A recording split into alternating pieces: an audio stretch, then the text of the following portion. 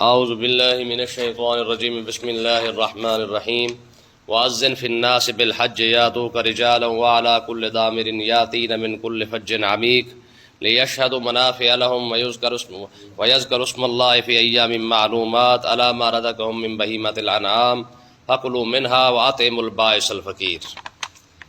پچھلی آیت کے اندر اللہ تعالیٰ نے حضرت ابراہیم علیہ السلام کو ارشاد فرمایا کہ میرا گھر بنائیں اور اس کے بعد میرے گھر کی صفائی ستھرائی بھی کرے۔ اب اس آیت کے اندر اللہ تعالیٰ نے ارشاد فرمایا جب بیت اللہ شریف بن گیا، ابراہیم علیہ السلام اور اسماعیل علیہ السلام نے محنت کی اور اللہ تعالیٰ نے کرم کیا، جب بیت اللہ شریف مکمل ہو گیا تو پھر اللہ تعالیٰ نے حضرت ابراہیم علیہ السلام کو ارشاد فرمایا کہ اب لوگوں کو میرے گھر کی طرف بلائے تاکہ وہ آ کر اس گھر کا حج کریں۔ تو حضرت ابراہیم علیہ السلام نے عرض کی پروردگار یہاں تو میرے اور میرے بیٹے کے سوا بندہ ہی کوئی نہیں ہے، اگر میں آواز بھی دوں تو کس کے پاس جائے گی؟ یہاں تو کوئی تیسرا بندہ نہیں ہے، یا میں ہوں یا اسماعیل ہے یا ہاجرہ ہے۔ تو اللہ تعالیٰ نے ارشاد فرمایا کہ آپ صرف آواز دیں، آگے پہنچانا ہمارا کام ہے۔ تو جن لوگوں نے دیکھا ہے وہ آپ نے دیکھا ہوگا کہ جو صفا مروہ کے پیچھے جو پہاڑ ہے جس کو جبل ابو قبیس کہتے ہیں، حضرت ابراہیم علیہ السلام اس پر چڑھ گئے اور آپ نے پھر لوگوں کو بلایا، فرمایا کہ لوگوں اس گھر کا حج جو ہے وہ حج کرنا تم پر فرض ہے، اللہ تعالیٰ کا حکم ہے کہ اس گھر کی طرف جلدی جلدی آؤ اور آ کر اس گھر کا حج کرو۔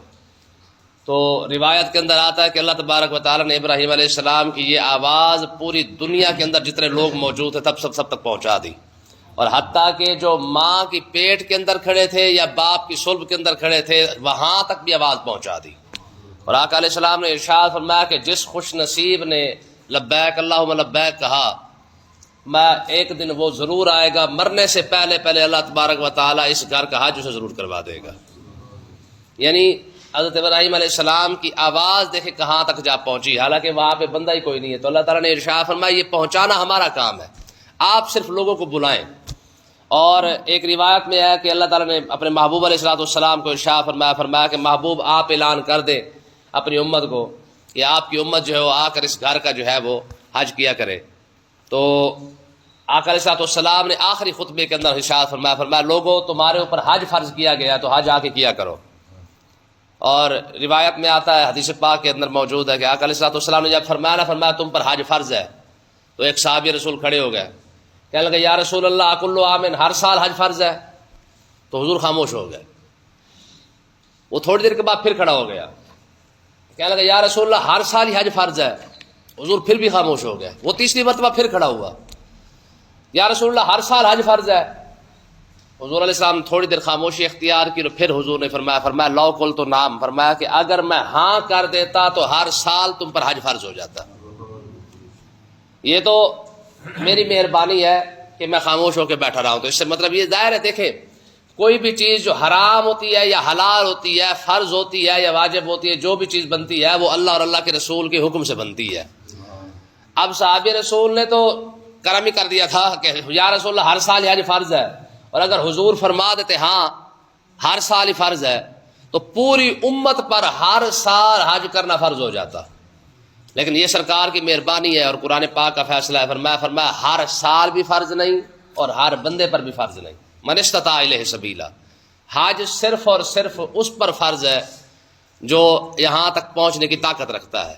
یاد رکھیں دو عبادتیں جو ہے وہ مالی ہے جن کا تعلق پیسے کے ساتھ ہے، اور دو عبادت کا تعلق جو ہے وہ بدنی ہے۔ مثلا روزہ ہے اور نماز ہے، اس کا تعلق جسم کے ساتھ ہے۔ زکوٰۃ اور حج کا تعلق پیسے کے ساتھ ہے۔ زکوٰۃ تب جا کے فرض ہوگی جب جو ہے وہ کیا کہتے ہیں آپ کا نصاب پورا ہوگا، اور حج تب جا کے بندے پر فرض ہوتا ہے جب حج کا اخراجات جو ہے وہ برداشت کر سکتا ہے۔ تو اللہ تعالیٰ نے ارشاد فرمایا میرے ابراہیم آپ لوگوں کو آواز دیں، وَأَذِّن فِي النَّاسِ بِالْحَجِّ، لوگوں کے لیے حج کا عام اعلان کر دیں، آپ کی آواز ہم پہنچا دیں گے۔ حضور نے فرمایا جس شخص نے جتنی مرتبہ لبیک کہا نا، اللہ تعالیٰ اتنی ہی مرتبہ اس بندے کو حج کی زیارت عطا فرما دے گا، چاہے وہ ماں کے پیٹ میں ہے چاہے وہ باپ کی صلب کے اندر کیوں نہیں کھڑا ہوا۔ فرمایا جس خوش نصیب نے جہاں تک آواز سنی اور اس آواز کو سننے کے بعد اس نے جتنی مرتبہ بھی لبیک اللہم لبیک کہا ہے، فرمایا تب تک اسے موت نہیں آئے گی جب تک اتنی ہی مرتبہ وہ حج نہیں کر لیتا ہے۔ تو اللہ تعالیٰ نے ارشاد فرمایا وَأَذِّنْ فِي النَّاسِ بِالْحَجِّ، اے محبوب ابراہیم علیہ السلام لوگوں کو حج کا عام اعلان کر دیں، یاتوک رجالا، جب آپ اعلان کریں گے تو وہ آپ کے پاس آئیں گے پیدل چل کے بھی، یعنی اتنے شوق کے ساتھ لوگ آئیں گے کہ ان کو پیدل بھی چلنا پڑا تو وہ پیدل بھی چل کے آئیں گے، وَعَلَىٰ كُلِّ ضَامِرٍ، سواریوں پر سوار ہو کے بھی آئیں گے۔ آقا علیہ الصلوۃ والسلام نے ارشاد فرمایا جس بندے نے پیدل حج کیا اس کو کتنا اجر ملے گا اور ثواب سواری والوں کو کتنا ملے گا؟ حضور نے فرمایا جیسے مکہ کے اندر پہنچا اور وہاں سے جب حج شروع ہوا تب سے لے کر حج مکمل کرنے تک وہ پیدل ہی سارے مناسک ادا کرتا رہا، جتنے بھی اس کے معاملات ہیں وہ سارے حج کے سارے پیدل وہ ادا کرتا رہا، اس نے حج پیدل مکمل کر لیا تو حضور نے ارشاد فرمایا اللہ تعالیٰ اسے ہر قدم پر 700 حرم کی نیکیاں عطا فرمائے گا۔ 700 عام نیکیاں نہیں، حرم کی نیکیاں۔ پھر صحابہ نے پوچھی یا رسول اللہ حرم کی ایک نیکی کتنی ہے؟ حضور علیہ السلام نے ارشاد فرمایا حرم کے اندر کی ہوئی ایک نیکی اللہ تعالیٰ 1,00,000 نیکی کے برابر عطا فرماتا ہے۔ یعنی اب اندازہ کریں کہ اگر کوئی شخص پیدل کا یہ تکلیف برداشت کر لے یا پیدل سفر کر لے حج کا، یعنی بے شک یہاں کچھ لوگ اکثر یاد دیکھیں کہ یہاں سے پیدل چل کے جاتے ہیں، اگر یہاں سے نہ بھی چل کے جائے تو صرف حج کا جب سے شروع ہوتا ہے مناسک مکہ سے شروع ہوتے ہیں، پھر وہاں سے جہاں سارا حج کے معاملات اگر وہ پیدل مکمل کر لے تو حضور نے فرمایا اس کے ہر قدم پر حرم کی 700 نیکی ہے اور حرم کی ایک نیکی وہ 1,00,000 کے برابر ہے، یعنی یوں سمجھ لے کہ اس کے ہر قدم پر اللہ تعالیٰ جو ہے وہ کروڑوں نیکی عطا فرما دیتا ہے اسے۔ اور جو بندہ سوار ہو کے کرے فرمایا اللہ تعالیٰ اسے سواری پر 70 نیکی حرم کی عطا فرماتا ہے۔ تو ظاہر سواری جتنے قدم چلتی جائے گی اتنی ہی نیکی اللہ تعالیٰ اسے عطا فرماتا جائے گا۔ تو اللہ تعالیٰ نے ارشاد فرمایا میرے خلیل آپ جب لوگوں کو بلائیں گے حج کے لیے تو یاتوک رجالا وعلی کل ضامر، فرمایا وہ پیدل بھی آئیں گے اور سواریوں پر سوار ہو کے بھی آئیں گے، ویاتین من کل فج عمیق، پھر قریب قریب سے نہیں دور دور سے آئیں گے۔ مطلب کیا ہے کہ جہاں تک مسلمان آباد ہوں گے وہاں سے وہ چاہے کسی بھی ملک کے اندر رہتے ہوں جو آپ تک جو یہاں تک پہنچ سکا آپ کی آواز پر وہ یہاں پر پہنچ کے ضرور رہے گا۔ اب دیکھیں نا ہر سال لاکھوں لوگ 28 لاکھ لوگ 32 لاکھ لوگ 32 لاکھ لوگ جناب جا کے حج کر رہے ہیں اور دن بدن یہ تعداد بڑھتی جا رہی ہے، اور آگے تو ظاہر ہے پوری دنیا نے ایک وقت آنا ہے جب کلمہ پڑھنا ہے اور پوری دنیا نے جا کے جو ہے وہ ظاہر ہے ان میں سے آدھی دنیا تو کم سے کم جا کے جو ہے حج کرے گی صحیح۔ تو جیسے جیسے وقت گزرتا جا رہا ہے حاجیوں کی تعداد بھی ماشاءاللہ بڑھتی جا رہی ہے۔ تو اللہ تعالیٰ نے ارشاد فرمایا لیشہدوا منافع لہم، فرمایا کہ دور دراز سے آئیں گے بھی صحیح حج بھی کریں اور حج کرنے کے بعد کیا کریں لیشہدوا منافع لہم، اور اپنے منافع پر جو ہے وہ حاضر ہو جائیں۔ کیا مطلب ہے کہ 2 منافع ہیں حج کرنے کے۔ ایک منافع تو یہ ہے کہ وہاں پہ جب بندہ حج کرنے جاتا ہے تو اللہ تعالیٰ اس کی بخشش فرما دیتا ہے۔ آقا علیہ السلام نے ارشاد فرمایا جس بندے نے حج کیا اور حج کرتے ہوئے اس نے کوئی خرابی نہیں کی اپنے حج کے اندر، کوئی فسق نہیں کیا، کوئی گناہ نہیں کیا، کوئی غلطی نہیں کی ہے، فرمایا کہ ایسا بندہ جب حج کر کے واپس آتا ہے تو اللہ تعالیٰ نے حضور علیہ الصلوۃ والسلام نے ارشاد فرمایا ایسے سمجھ لو جیسے ماں کی پیٹ سے بھی نکل کے آ رہا ہے، یعنی اتنا بڑا اجر ہے اس کا۔ ٹھیک ہے، ظاہر ہے اس کے اندر تکلیف بھی بہت زیادہ ہے، پریشانی بھی بہت زیادہ ہے، تو اللہ تعالیٰ نے اجر بھی ایسے ہی رکھا ہے۔ فرمایا جو بندہ حج کرے اور حج کرنے کے بعد جب اس کے اندر کوئی کمی بیشی نہ کرے یا اسے کوئی دم خم نہ پڑے اسے، تو پھر فرمایا کہ ایسا بندہ جب حج کر کے واپس آتا ہے تو دم وغیرہ سے بچ گیا ہے، فسق فجور سے بچ گیا، کمی بیشی سے بچ گیا، فرمایا کہ ایسے ہو جاتا ہے جیسے ماں کے پیٹ سے ابھی نکل کے آیا۔ حضور نے فرمایا اس سے جو بھی دعا کرواؤ اللہ تعالیٰ اس کی دعا قبول فرماتا ہے۔ پہلے آپ دیکھیں اب تو یہ چیزیں بھی ختم ہو گئی ہیں، پہلے جب حج کرنے جاتے تھے یا کوئی عمرہ کرنے جاتا تھا لوگوں کی بھیڑ لگ جاتی تھی کہ یار ہمارے لیے بھی دعا کرنا، ہمارے لیے بھی دعا کرنا۔ اب تو یہ چیز بھی ختم ہوتی جا رہی ہے۔ حضور نے فرمایا جب حاجی جانے لگے تب بھی اس کے لیے دعا کرواؤ، جب وہ حج کر کے واپس آئے پھر بھی اسے اسپیشل دعا کرواؤ، کیونکہ اس دن جو ہے وہ رب کے سب سے زیادہ قریب ہوتا ہے اور اس کے ذمہ کوئی گناہ نہیں ہوتا ہے۔ اور آقا علیہ الصلوۃ والسلام نے ارشاد فرمایا جس بندے نے صرف حج اور عمرہ تو چلو بڑی بات ہے، فرمایا جس نے طواف کیا، طواف کرنے کے بعد 2 رکعت نماز نفل پڑھی ہے، میں یہ صرف طواف کرنے اور 2 رکعت نماز نفل پڑھنے کا ثواب اللہ تعالیٰ نے ایک غلام کو آزاد کرنے کے برابر رکھا ہوا ہے۔ یعنی کسی غلام کو آزاد کروانا اتنا کا ثواب ہے، میں اتنا ہی ثواب اللہ تعالیٰ نے صرف طواف اور اس طواف کے بعد جو ہے وہ 2 رکعت نماز نفل پڑھنے پر ہے۔ تو اللہ تعالیٰ نے ارشاد فرمایا کہ یہ لیشہدوا منافع لہم، فرمایا کہ اپنے فائدے پر حاضر ہو جائیں گے لوگ۔ کیا مطلب ہے؟ دینی فائدہ تو یہ ہے کہ اس کے گناہوں کی بخشش ہو جائے گی۔ دنیاوی فائدہ کیا ہے؟ دنیاوی فائدہ یہ ہے کہ اگر کوئی شخص حج کرتے ہوئے حج کے لیے جاتے وقت اگر اپنا کوئی سامان بھی ساتھ لے کے جائے، وہاں پہ جا کے خرید و فروخت بھی کرے، تو شریعت اس کی بھی اجازت دیتی ہے کہ اجازت ہے اگر سامان بھی ساتھ لے کے جائے، وہاں پہ جا کے حج بھی کرے، عمرہ بھی کرے، اور ساتھ ساتھ اپنا سامان بیچ کے تجارت بھی کرتا ہے، تو لیس علیکم جناح ان تبتغوا فضلا من ربکم، اللہ تعالیٰ نے ارشاد فرمایا اس پر کوئی گناہ وغیرہ نہیں ہے۔ مطلب یہ ہے کہ تجارت بھی کر سکتے ہیں اور ساتھ ساتھ عبادت بھی کر سکتے ہیں۔ اور آج مسلمانوں کے لیے بہت بڑا مسئلہ، آپ دیکھیں ہم جب حج کرنے جائیں یا عمرہ کرنے کے لیے جائیں، افسوس اس بات کا ہے کہ حج ہم کر رہے ہیں، حرم ہمارا ہے، کعبہ ہمارا ہے، مسلمان ہم ہیں، وہاں پہ جا کے عبادت بھی ہم کر رہے ہیں، اور جتنی چیزیں وہاں سے وہاں جو فروخت ہو رہی ہیں وہ ساری کی ساری یہودیوں کی ہیں۔ یہ ہماری کمی بیشی ہے، ٹھیک ہے۔ وہ ہے کہ یہودی کو کسی نے کہا تھا، اس نے کہا تم ساری سازشیں مسلمانوں کے خلاف کرتے ہو، ان کو حج سے کیوں نہیں روکتے، عمرے سے کیوں نہیں روکتے؟ تو اس نے پتہ کیا کہا؟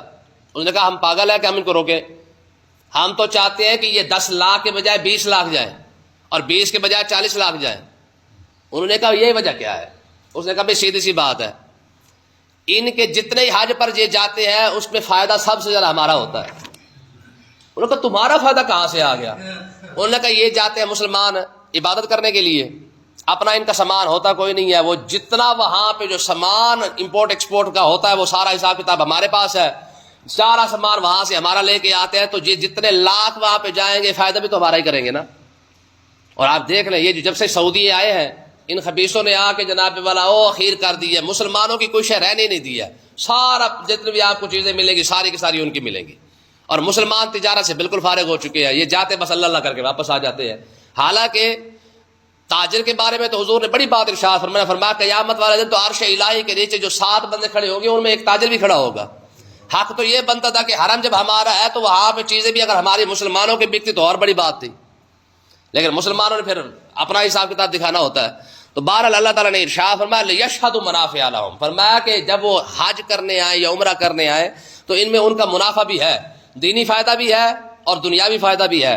وَيُذْكَرُ اسْمَ اللَّهِ فِي أَيَّامٍ مَّعْلُومَاتٍ عَلَىٰ مَا رَزَقَهُم مِّن بَهِيمَةِ الْأَنْعَامِ، فرمایا کہ ان مقررہ دنوں کے اندر جو حج کے دن ہے، میں ان دنوں کے اندر اللہ کا نام لے ایسے جانوروں پر جو بے زبان ہے جن کو وہاں پہ ذبح کیا جائے گا، فرمایا ان کو ذبح کرنے کے بعد فَكُلُوا مِنْهَا وَأَطْعِمُوا الْبَائِسَ الْفَقِيرَ، فرمایا کہ وہ ذبح کیے ہوئے جو جانور ہیں وہ خود بھی کھائیں اور ساتھ ساتھ دوسرے لوگوں کو بھی تقسیم کریں اور وہ بھی کھا سکے۔ مطلب کیا ہے، دور جاہلیت کے اندر نا کفار مکہ کرتے تھے، کیا کرتے تھے کہ جو جانور وہ قربانی کے وقت ذبح کرتے تھے نا حج کے موقع پر، وہ خود نہیں کھاتے تھے، لوگوں کو دے دیتے تھے۔ تو اللہ تعالیٰ نے ارشاد فرمایا پہلی بات تو یہ ہے کہ جو جانور ذبح کرے وہ اللہ کے نام پہ کرے اور اسی دن کرے جس دن حج ہونا ہے، یعنی قربانی والے دن۔ اور دوسری بات یہ ہے کہ فَكُلُوا مِنْهَا، اس میں سے خود بھی کھائے، وَأَطْعِمُوا الْبَائِسَ الْفَقِيرَ، جو فقیر ہے محتاج ہے میں اس کو بھی ساتھ ساتھ بانٹے۔ میں جب یہ سارا کام کریں ثُمَّ لِيَقْضُوا تَفَثَهُمْ، فرمایا جب حج سے فارغ ہو جائیں اپنے سارے مناسک وغیرہ ادا کر لیں، ثُمَّ لِيَقْضُوا تَفَثَهُمْ، فرمایا پھر اپنا میل کچیل اتارے۔ کیا مطلب ہے، جب حرم بندہ حج کر لیتا ہے تو احرام کی حالت میں ظاہر ہے وہ ناخن نہیں کاٹ سکتا، بال نہیں کاٹ سکتا، اپنی صفائی ستھرائی نہیں کر سکتا، تو فرمایا جب وہ حج کر کے فارغ ہو جائے احرام اتارنے کے بعد پھر کیا کرے، اپنی صفائی ستھرائی کر دے، ٹھیک ہے، جنہیں اگر ناخن وغیرہ کاٹنے ہیں، بال وغیرہ کاٹنے ہیں، جو بھی صفائی ستھرائی کرنی ہے ساری مکمل کرے۔ وَلْيُوفُوا نَذُورَهُمْ، اگر کسی نے کوئی منت مانی ہوئی ہے وہاں پہ جا کے کہ اگر میں حج کروں گا تو ساتھ یہ قربانی ذبح کروں گا، یہ بھیڑ ذبح کروں گا، یا دمبا ذبح کروں گا، یا کچھ گائے ذبح کروں گا، یا اونٹ ذبح کروں گا، فرمایا اپنی منتیں وہاں پہ پوری کرے۔ اور وَلْيَطَّوَّفُوا بِالْبَيْتِ الْعَتِيقِ، فرمایا پھر اس آزاد گھر کا پھر آخری بار جو ہے وہ طواف کرے۔ ہوتا کیا تھا کہ پہلے لوگ منا سے جب آتے تھے تو منا سے فارغ ہو کر جو ہے اپنے گھر کو چلے جاتے تھے، تو اللہ تعالیٰ نے ارشاد فرمایا نہ، منا سے اب واپس کوئی بھی نہیں جائے گا، بلکہ جو بھی آئے پہلے آ کے آخری بار پھر بھی جو ہے وہ کعبہ شریف کا طواف کرنے کے بعد پھر ہر بندہ گھر جائے، تاکہ جب آئے تب بھی اللہ کے گھر پر اس کی نظر پڑے، جب جانے لگے پھر بھی اللہ کے گھر کا دیدار کر کے گھر واپس جائے۔ بالبیت العتیق، یہ آزاد گھر ہے۔ آزاد گھر کیسے ہے؟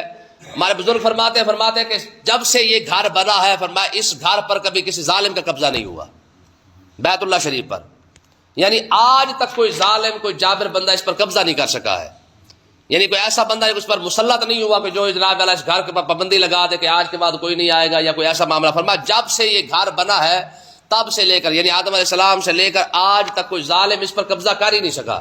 ابرا آیا تھا قبضہ کرنے کے لیے، تو اس کا جو حشر ہوا الم تر کیف فعل ربک باصحاب الفیل، فرمایا محبوب پھر دیکھے ہم نے اس کے ساتھ کیا کیا ہے. ٹھیک ہے جی.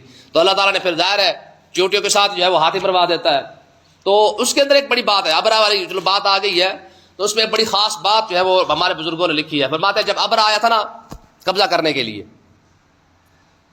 تو اس نے کیا کیا، اس نے سب سے پہلے مکہ والوں کے جتنے بھیڑ بکریاں تھی جانور تھے سارے پر قبضہ کر لیا. جب قبضہ کر لیا تو حضرت عبد المطلب رضی اللہ تعالیٰ عنہ اس کے پاس گئے. تو اس کی ظاہر وہ آیا تھا ہاتھی شاتھی لے کر اور بڑا اپنا لشکر لے کے آیا تھا.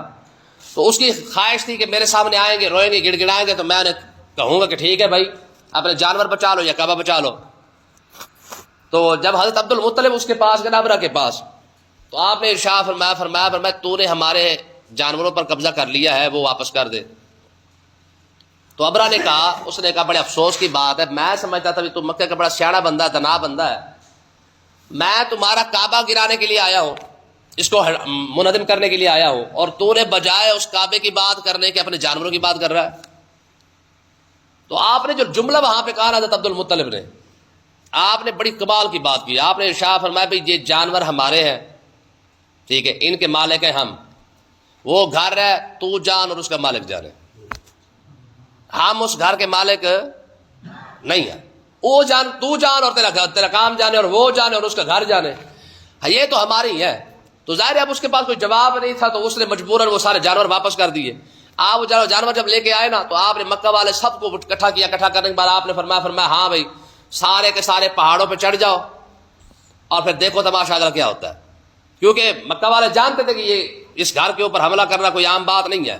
جب سارے مکہ والے باہر نکل گئے نا، تو آپ نے کعبے کا کنڈا پکڑ کے نا، تو آپ نے دعا مانگی. دعا کیا مانگی، اور اے عرش کی پروردگار میں اپنا مال بچا لایا ہوں تو اپنا گھر بچا لے.